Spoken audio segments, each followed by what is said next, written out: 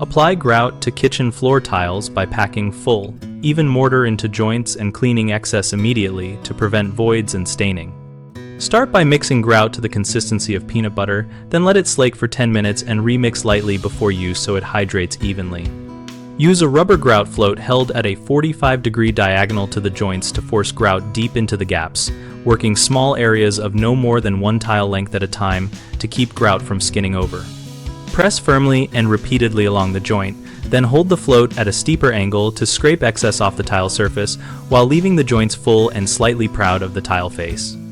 Keep a bucket of warm, clean water and a dense cellulose sponge that is only damp, not dripping. Wipe with light circular motions to round the joint face and remove haze while avoiding washing grout out of the joints.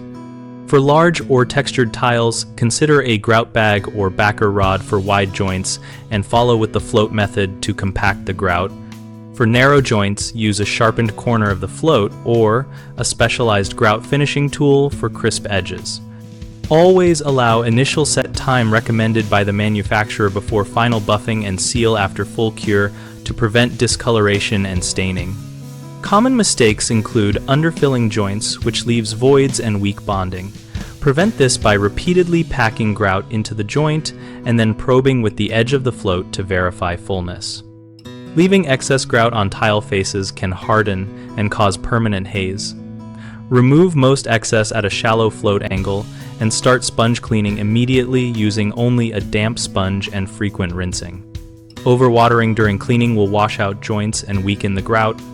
Avoid that by keeping the sponge just damp, changing rinse water often, and using light passes until the surface is clean. BigHomeProjects.com helps homeowners connect with local contractors for tile and grout work and helps contractors find jobs in our area. We host a discussion community where we share tips, ask questions, and read real experiences about techniques, materials, and local pricing.